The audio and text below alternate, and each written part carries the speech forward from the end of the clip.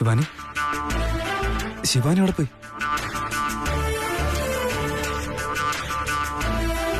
അയ്യോ, ചോദിക്കാതെയും പറയാതെയും ഇവളത് എങ്ങോട്ടായി പോയേ? വീട്ടിലേക്ക് പോയതായിരിക്കും. ഹലോ ശിവാനി, നിക്ക്. അവിടെ എന്നെ ഒറ്റയ്ക്ക് വിട്ടിട്ട് വന്നു കളഞ്ഞല്ലേ? അല്ല, അങ്ങോട്ട് പോകാൻ ഞാൻ വേണമായിരുന്നു, പക്ഷെ തിരിച്ചു വരാൻ ഞാൻ വേണ്ടല്ലേ? അത് തൃശ്ശൂർ അമ്പലത്തിലേക്ക് പോണായിരുന്നല്ലോ, ആ ചിന്തയായിരുന്നു എന്റെ മനസ്സിൽ മുഴുവൻ. ഓ അങ്ങനെ. മഴ വരുമ്പോ മാത്രം കൊടയുടെ ആവശ്യമുള്ളൂ. ഞാനും അങ്ങനെ തന്നെ. ശരി, ഞാൻ കിടക്കാൻ പോവാ. എന്താ പറഞ്ഞെന്ന്? ഞാൻ കിടക്കാൻ പോവാന്നാ പറഞ്ഞേ. ആ ഓക്കെ.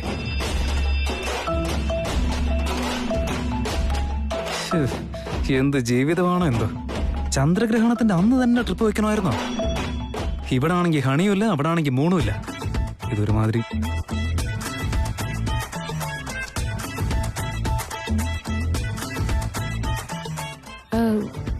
ഞാൻ താഴെ കിടന്നോളാം.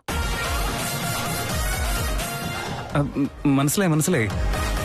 ഒരുപാട് സെന്റിമെന്റൽ ഡയലോഗൊന്നും വേണ്ട. അയ്യോ, ഈ വെതറും കൂടെ ഇവളും. നല്ലൊരു സോങ്ങും എന്റെ മൂഡും ശരീരത്തിന് ഹാനികരമാണെന്ന് തോന്നുന്നു. ഇന്നത്തെ നക്ഷത്രഫലം വെച്ചിട്ട് ഞാൻ ഇന്ന് പുറത്ത് കിടക്കുന്നതാണ് വളരെ നല്ലതെന്ന് തോന്നുന്നു. അതുകൊണ്ട് ഞാൻ അവിടെ തന്നെ കിടന്നോളാം. Good night. നിങ്ങളെന്നെ തെറ്റിദ്ധരിക്കില്ലെങ്കിൽ ഇത് ഞാൻ എടുത്തോണ്ട് പൊക്കോളാം. തൃശ്ശൂർ രാവിലെ എണീക്കുന്നതിന് മുൻപേ എനിക്ക് പോയി ഗുരുദേവനെ കണ്ടേ പറ്റൂ. അദ്ദേഹത്തിന് ആദിശേഷനെ കുറിച്ച് എന്താണ് പറയാനുള്ളതെന്ന് അറിഞ്ഞേ പറ്റൂ.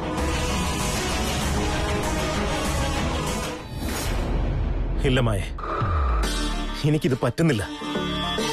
നീയാണെങ്കി എന്നെ ശിവാനി ഒന്നിപ്പിക്കാന്ന് പറയുന്നു. അവിടെ അവര് തമ്മിൽ കൂടുതൽ അടുത്തോണ്ടിരിക്കുക.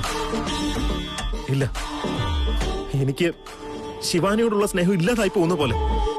ഞാൻ തോറ്റുപോകുന്നു മായ. നീ എന്തിനാണ് തോൽവി സമ്മതിക്കുന്നത്? ഞാൻ തോൽവി സമ്മതിക്കുന്നതല്ല, എല്ലാരും ചേർന്ന് എന്നെ വീണ്ടും വീണ്ടും തോപ്പിക്കുന്നതല്ലേ. എനിക്ക് ചില സമയത്ത് ശിവാനിയും വേണ്ട, വേറെ ഒന്നും വേണ്ടെന്ന് തോന്നുക. ഇപ്പൊ എന്താ, നിനക്ക് എന്നെ വിശ്വാസം വരുന്നില്ലല്ലേ? നിന്നെയും ശിവാനിയെ ഒരുമിപ്പിക്കേണ്ട കടമ എന്റേതാണ്. അവളെ നിനക്ക് ഉറപ്പായിട്ടും കിട്ടും. അതിന് വേണ്ടത് ഞാൻ ചെയ്തോളാം. എന്ത് ചെയ്യാൻ പോവാ? അതൊന്നും നിന്നോട് പറയേണ്ട ആവശ്യമില്ല. ഞാൻ ഇങ്ങോട്ട് വന്നത് വെറുതെയാണെന്ന് നീ കരുതിയോ? ഞാൻ ഇങ്ങോട്ട് വന്നതിന് ഒരുപാട് കാരണങ്ങളുണ്ട്. എനിക്ക് ചെയ്തു തീർക്കാൻ ഒരുപാട് കാര്യങ്ങളും ഉണ്ട്. എന്ത് കാര്യമുണ്ടെന്നാ നീ എന്തൊക്കെയായി പറയുന്നേ? അത് ഞാൻ നിന്നോട് പറഞ്ഞാലും നിനക്ക് മനസ്സിലാവില്ല. നിനക്ക് ശിവാനിയല്ലേ വേണ്ടത്? ഇവിടുന്ന് പോകുന്നതിന് മുൻപ് അവരെ രണ്ടാളും അകറ്റേണ്ടത് എന്റെ ഉത്തരവാദിത്തമാണ്.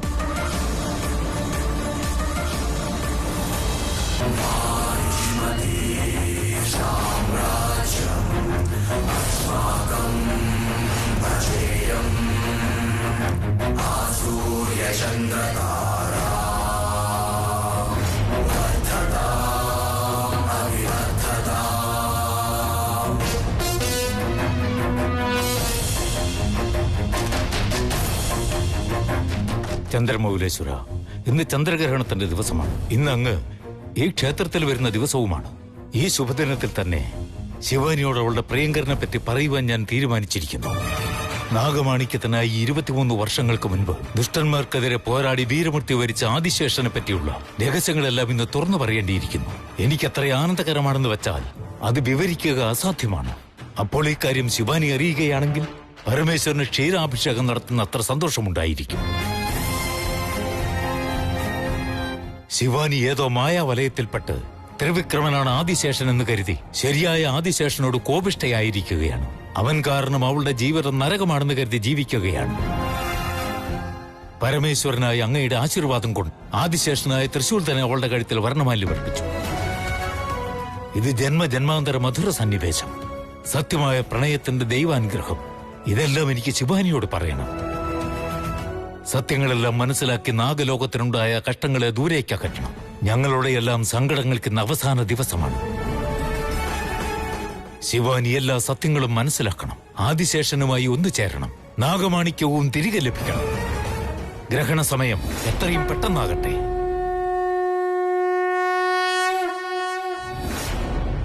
മഹാദേവ, ഇന്ന് ഗുരുദേവൻ എന്നോട് പറയാനിരിക്കുന്ന സത്യം എന്തായിരിക്കും? ആദിശേഷനെ കുറിച്ചായിരിക്കും അദ്ദേഹത്തിന് പറയാനുള്ളതെന്ന് എന്റെ മനസ്സ് പറഞ്ഞുകൊണ്ടിരിക്കുക. ഗ്രഹണ സമയം അടുത്തുകൊണ്ടിരിക്കുമ്പോ എന്റെ ഹൃദയമെടുപ്പ് വല്ലാതെ കൂടിക്കൊണ്ടിരിക്കുകയാണ്. എന്റെ എല്ലാ കഷ്ടങ്ങൾക്കും ഇന്നൊരു അവസാനമുണ്ടാകുമെന്ന് കരുതുന്നു. ഗുരുദേവൻ എന്നോട് ആദിശേഷനെ കുറിച്ച് പറഞ്ഞ് എനിക്ക് താലിയിൽ നിന്നും മുക്തി ലഭിച്ചാൽ മതിയായിരുന്നു. ആ നിമിഷം തന്നെ ഞാൻ എന്റെ ആദിശേഷനെ ചന്ദ്രമൗലേശ്വര ക്ഷേത്രത്തിലേക്ക് കൊണ്ടുവന്ന് ക്ഷീരാഭിഷേകം നടത്തിക്കും. ഞാനും ആദിശേഷനും ഒന്നായാൽ മുന്നോട്ടുള്ള ജീവിതത്തിൽ അവനെ യാതൊരു പ്രശ്നങ്ങൾക്കും വിട്ടുകൊടുക്കാതെ ഞാൻ തന്നെ മുന്നിൽ നിന്ന് അവനെ എല്ലാ കാലത്തും സംരക്ഷിച്ചു കൊള്ളാം. ഇതെന്റെ വാക്കാണ് മഹാദേവ, അങ്ങാണ് സത്യം.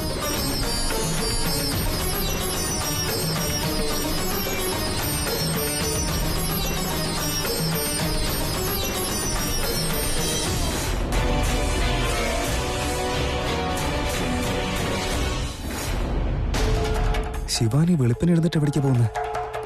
എനിക്കൊന്നും മനസ്സിലാവുന്നില്ലല്ലോ. ശിവാനിക്ക് എന്തെങ്കിലും പറ്റിയോ? അയ്യോ, ഒറ്റയ്ക്ക് നിന്ന് സംസാരിക്കുവാണല്ലോ. വിചിത്രമായിട്ട് തോന്നുന്നേ. എങ്ങോട്ട് ശിവാനി പോകുന്നേ?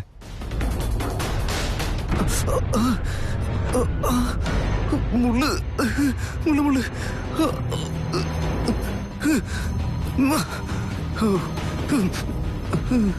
എടാ, എന്റെ ശിവാനിയുടെ ഇടയ്ക്ക് എപ്പോഴും വന്നോളൂ കേട്ടോ. നിന്നെ ഞാൻ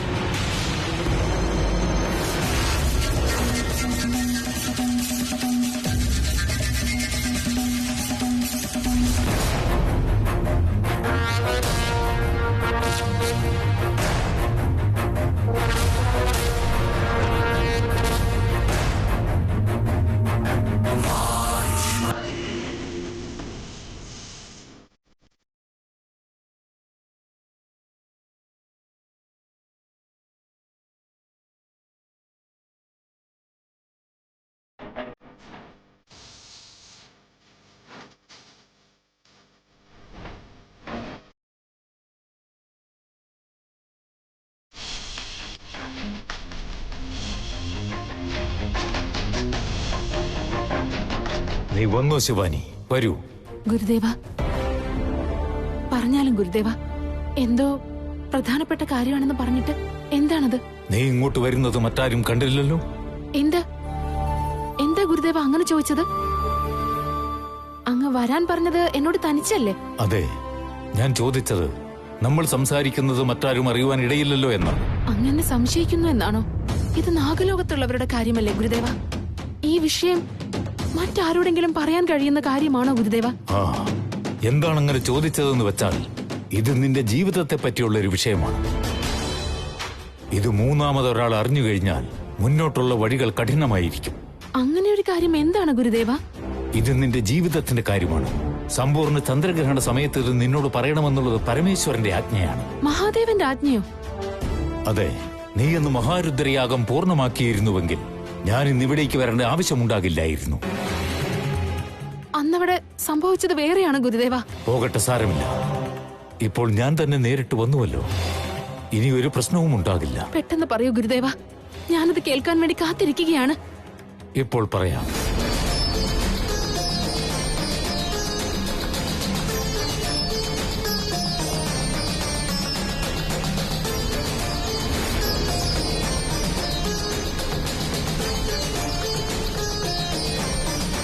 ഗ്രഹണം സമ്പൂർണ്ണമാവട്ടെ, എങ്കിൽ മാത്രമേ എനിക്ക് അക്കാര്യം നിന്നോട് പറയാൻ സാധിക്കൂ.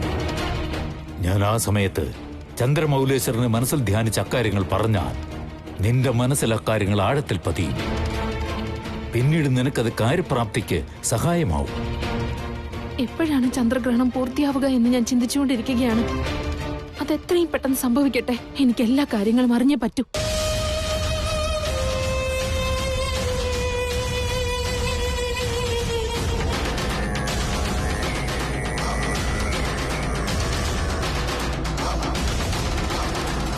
ശിവാനി അവിടെ പോയി കാണുന്നേയില്ലല്ലോ. അല്ല, എന്റെ കൺമുന്നിൽ നിന്ന് അവള് എസ്കേപ്പ് ആയല്ലോ. മാഞ്ഞു പോകാനായിട്ട് എന്തെങ്കിലും ശക്തിയുണ്ടോ അവൾക്ക്? എങ്ങാനും കണ്ണൊന്ന് അടച്ച് തുറന്ന അപ്പ പൊക്കോളും. എവിടെയാന്ന് വിചാരിച്ച തേട കാണുന്നുമില്ല.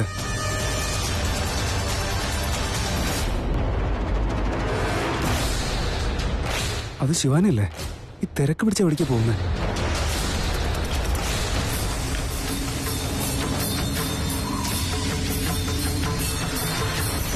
ചന്ദ്രൻ സൂര്യനെ മറയ്ക്കാൻ പോവുകയാണ്. അമ്പലത്തിൽ ഗുരുദേവൻ എനിക്ക് വേണ്ടി കാത്തിരിക്കുകയായിരിക്കും. ഇല്ല, ഞാനൊരു നിമിഷം പോലും താമസിക്കാൻ പാടില്ല.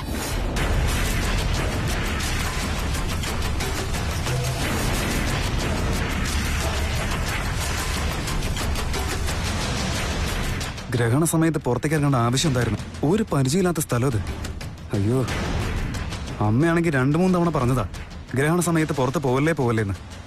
ഇവളാണെങ്കിൽ ഇങ്ങനെ കാണിക്കും. ഛേ, അമ്മ അങ്ങനത്ത് അറിഞ്ഞു കഴിഞ്ഞാൽ പിന്നെ ടെൻഷൻ അടിച്ച് ആഹാരം പോലും കഴിക്കില്ല. ഇതൊന്നും ഇവള് മനസ്സിലാക്കാത്ത.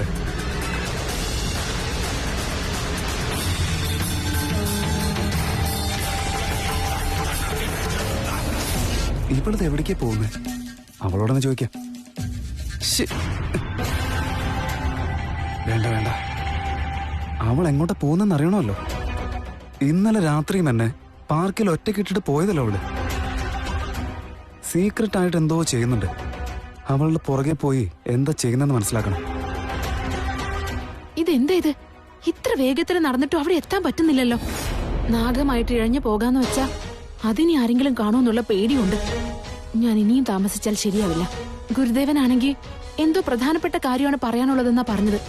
എന്റെ 23 വർഷത്തെ സങ്കടങ്ങൾക്ക് ഒരു അറുതി വരുത്തുന്ന കാര്യമാണെന്നല്ലേ പറഞ്ഞത്. ഞാൻ താമസിക്കാൻ പാടില്ല.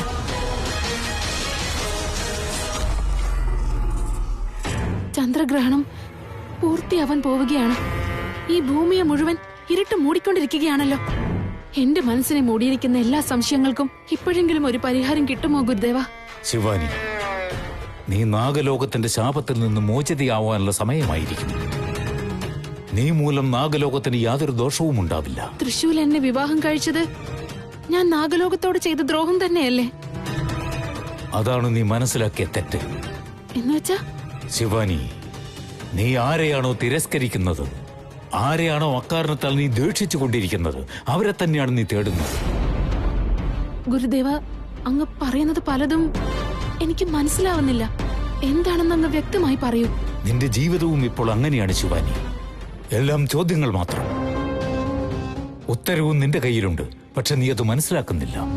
ഏത് ചോദ്യം, ഏതുത്തരം ഗുരുദേവ? നീ ഇത്രയും കാലം മനസ്സിലാക്കിയതൊന്നും സത്യമല്ല, എല്ലാം കള്ളമാണ്. ഏതാണത്? ആദിശേഷന്റെ കാര്യം. ആദിശേഷനെ പറ്റിയോ? എന്താണ് കള്ളം?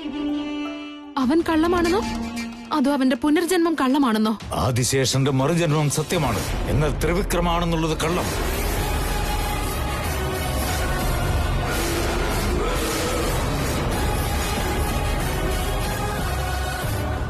അപ്പോ എന്റെ ആദിശേഷന്റെ ആത്മാവ് ആരിലാണുള്ളത്? എന്റെ ആദിശേഷൻ ആരാണ്? ആദിശേഷൻ മറ്റാരുമല്ല,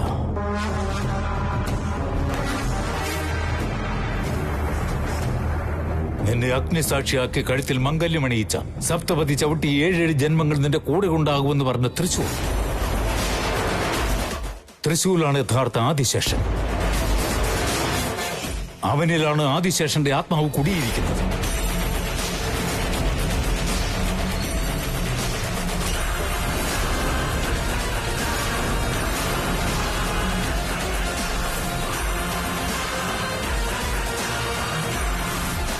ഇല്ല, കള്ളം. അങ്ങ് എന്റെ വഴി മുടക്കുകയാണ്. യഥാർത്ഥ ആദിശേഷൻ തൃശൂലല്ല, ത്രിവിക്രമാണ്. നിനക്ക് സദാകാലം നല്ലത് വരാൻ പ്രാർത്ഥിക്കുന്ന ഈ ത്രികാലൻ നിന്റെ വഴി മുടക്കുന്നുവെന്ന്. ശിവാനി, നിന്റെ സംശയം സഹജമാണ്. ഇത്രയും കാലം ഒരാൾ പ്രിയങ്കരനെന്ന് കരുതി, പക്ഷെ പെട്ടെന്നൊരു ദിവസം അയാൾ പ്രിയങ്കരനല്ലെന്ന് വരുമ്പോൾ വിശ്വസിക്കാൻ പ്രയാസമാണ്. എനിക്കും വിശ്വാസം വന്നില്ലായിരുന്നു. എന്നിട്ടല്ലേ നിനക്ക്? ഓരോ തവണയും നിനക്ക് ഓരോ തടസ്സവും ബുദ്ധിമുട്ടുകളും വന്നപ്പോൾ നിന്നെ രക്ഷിച്ചത് ആ ആദിശേഷന്റെ ശക്തിയാണ്. നീ തന്നെ ആലോചിച്ചു നോക്കൂ. തൃശൂൽ നിന്റെ കൂടെ ഉണ്ടായിരുന്നപ്പോഴെല്ലാം നീ ഒരു വേദനയും അനുഭവിച്ചിട്ടില്ല ശിവാനി. അവൻ സദാ നിനക്ക് കാവലായി ഉണ്ടായിരുന്നു ശിവാനി. ഇപ്പോഴെങ്കിലും വിശ്വാസം വന്നു ശിവാനി. തൃശൂൽ നിന്റെ കല്യാണം കഴിച്ചത് വലിയ തെറ്റാണെന്ന് ഞങ്ങൾ എല്ലാവരും കരുതി. എന്നാൽ അവൻ നിന്നെ കെട്ടിയത് തന്നെയാണ് വലിയ കാര്യം. നമുക്കെല്ലാവർക്കും വഴി തെറ്റിയിട്ടും ആ പരമേശ്വരൻ നമ്മെ കൈവിടാതെ കൊണ്ടുപോയി. ആദിശേഷനോടൊപ്പം നിന്നെ ചേർക്കുകയും ചെയ്തു. ജന്മജന്മാന്തര പ്രണയം ഒന്നായി ശിവാനി. നീ അത് നേടിക്കഴിഞ്ഞു. ആദിശേഷനെ കല്യാണം കഴിച്ച് നാഗലോകത്തെ നീ സങ്കട സാഗരത്തിൽ നിന്ന് മോചിപ്പിച്ചു. നീ ഭൂമിയിലേക്ക് വന്നതിന്റെ ലക്ഷ്യവും സാധിച്ചു. ആദിശേഷനെ നീ നേടിക്കഴിഞ്ഞു ശിവാനി, നേടിക്കഴിഞ്ഞിരിക്കുന്നു.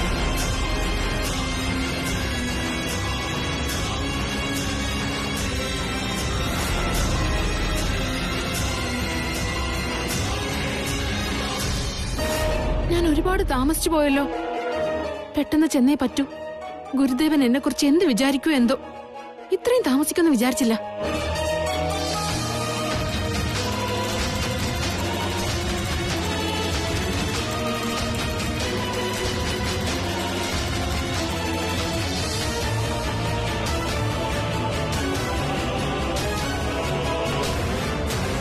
ശിവാനി, നീ എന്താ ഒന്നും മിണ്ടാത്തത്? നീ ആഗ്രഹിച്ചത് നേടിക്കഴിഞ്ഞു. ആദിശേഷൻ തന്ന വാക്ക് പാലിച്ചിരിക്കുന്നു. അവൻ ഈ ജന്മത്തിലും നിന്റേതായി കഴിഞ്ഞിരിക്കുന്നു. സന്തോഷമാകുന്നില്ലേ നിനക്ക്? സന്തോഷമാവുന്നുണ്ട് ഗുരുദേവ. പിന്നെ എന്താണ് ഈ മൗനം? ഞാൻ ഇത്രയും നാൾ വിശ്വസിച്ചതെല്ലാം കള്ളമാണെന്നല്ലേ അങ്ങ് പറയുന്നത്? ഞാൻ കണ്ട സ്വപ്നങ്ങളാണ് ഒരു നിമിഷം കൊണ്ട് ഇല്ലാതായിക്കൊണ്ടിരിക്കുന്നത്. തെറ്റ്. നിന്റെ സ്വപ്നങ്ങളെല്ലാം നിറവേറിയിരിക്കുന്നു. നിനക്കിനിയും ഈ സത്യം മനസ്സിലായിട്ടില്ലെങ്കിൽ നിന്റേതല്ലാത്തതിനെ സ്വന്തമെന്ന് ഭാവിക്കേണ്ടി വരും. ശിവാനി, നിന്നോട് ഇക്കാര്യം പറയുന്നതിൽ എനിക്കെത്ര സന്തോഷമുണ്ടായിരുന്നു എന്നറിയാമോ?